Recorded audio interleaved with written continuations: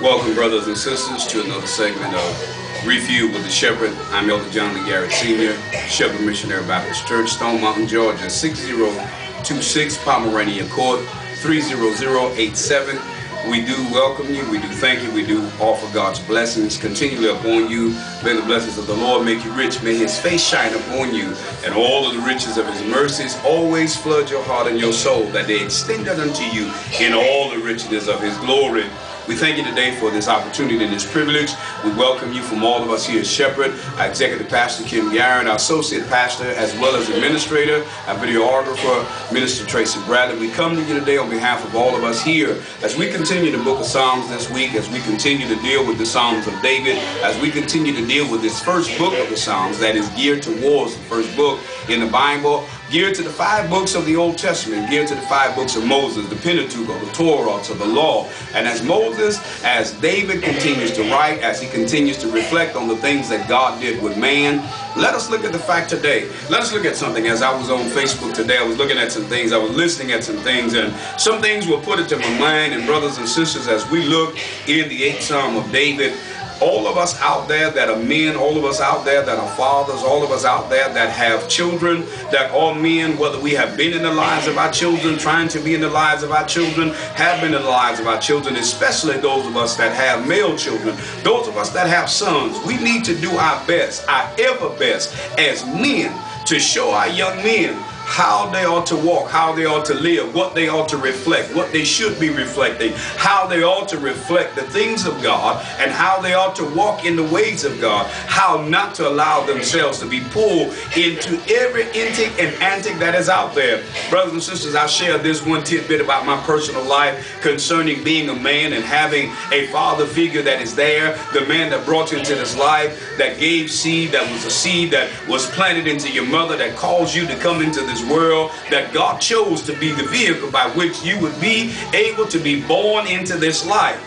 In my own personal experience as a young man growing up, not always having that which should been, and that which should have, and that which could have been, and that which should have been shown unto me, I took some courses in life. And even though taking those courses and even having an example that was there laid for me, even having instructions that was given to me, though Father was not always there because he had to do what was needed to make a living, to make sure that we had, there were some things that were said. And though he was not capable all the time of shedding and sharing what love really was, though he was not always there to even be the example, yet there were still choices that I made, not predicated because he could, not predicated because he didn't, but because I was looking for more. Young men out there looking for more. I chose to run with the wrong crowds. I chose to run with the in crowd. I chose to get in gangs. I chose to do things that would not be fitting of that which would show the character, the characteristics, that which was godly, that which was right, that which was manly, because of wanting to fit in, wanting to find my way, wanting to become what I thought and what I chose to be what was, or what I thought was to be a man.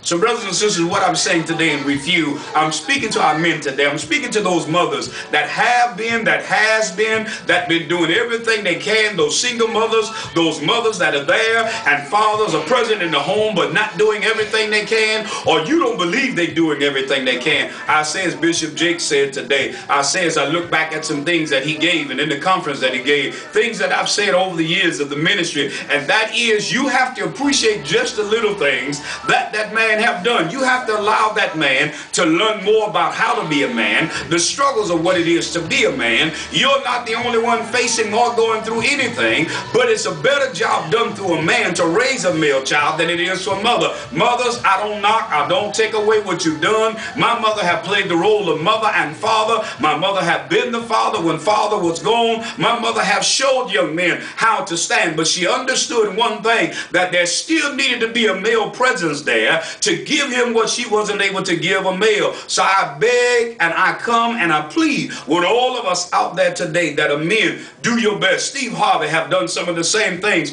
in his camp that he have every year for fathers to come along that have their children, and for mentors that give up their time to go out and show young boys that don't have fatherly figures. Brothers out there, men out there, black, white, Hispanic, Asian, whatever your nationality, whatever your color is, God created you to be the head, to be the leader, not just to be the protector. You're not just a donor. You're not a father because you laid down with a woman and you was able to make a baby. Any fool with any jackleg can lay down with a woman and make a baby. What makes you a father, what makes you a man, is accepting responsibility and accepting the fact that there will be made mistakes along the way. You will have faults, you will have deficits, but you accept the fact and you're accountable for the mistakes that are made, and you stand sure and firm and show the young man how to get up and keep going, not how to stay down. David says here in Psalm number 8, he said, O Lord, our Lord, O Lord, how excellent is thy name in all the earth, who has set the glory above the heaven. Out of the mouth of babes and suckling has thou ordained strength because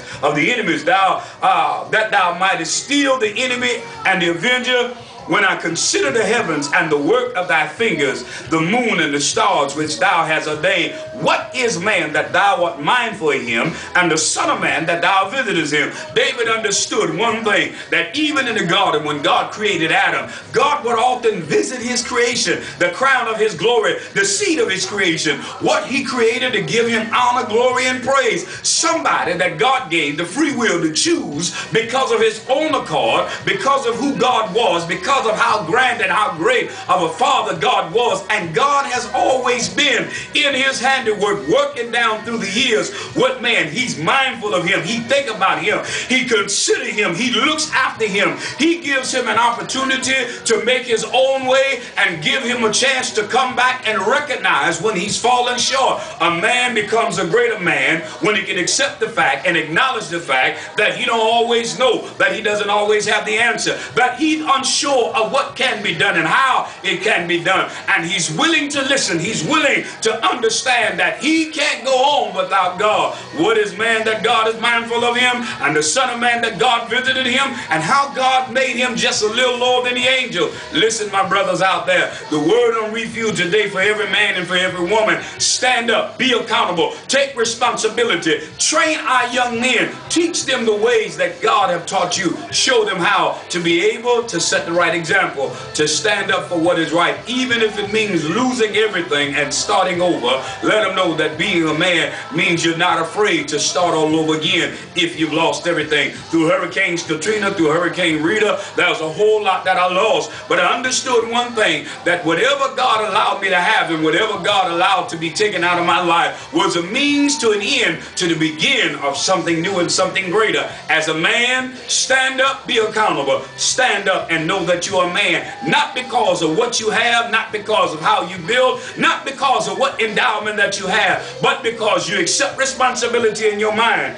and you acknowledge God as the creator, and you recognize that when you have faults and flaws, you recognize them, you can stand up, you can fess up, you can make up, and you can live up, and you can move forward. This has been Refuel today for every man, for every woman that's out there, for every mother. I respect, I acknowledge, I lift you up and exhort you before God for what you've done. But for every man that's out there, if you have a son, if you're an uncle out there, if you're a grandfather, if you are any man anywhere of whatever color, nationality, find a young man, show him the right way, show him some love. Don't be afraid to shed a tear. Don't be afraid to let him know that you made mistakes. Don't be afraid to let him know that you stumbled along the way. Mistakes make you better if you recognize the mistake you made, because the season will come again and you will be faced with the same thing again. Will you make the same mistake, or will you learn from the mistake that you made in the past? Because the season shall come again, and when the season comes again, it determines whether you have matured or whether you're still on the same level. Men, let us stand up. Let us show our young men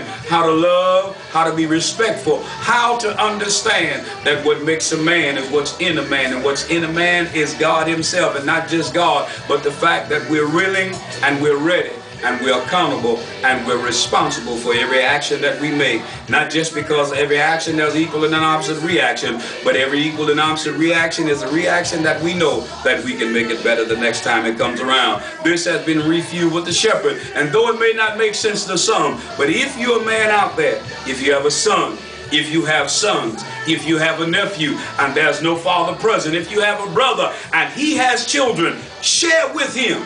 Let him know Tell him it's time to stand up and take responsibility. Tell him it's time to be accountable. God will hold us accountable for not allowing our young men to go forward. The enemy want to destroy them before they can recognize the gifting that's in them. Even if it's no more than being able to draw a picture on a piece of paper, landscape a piece of land, or be able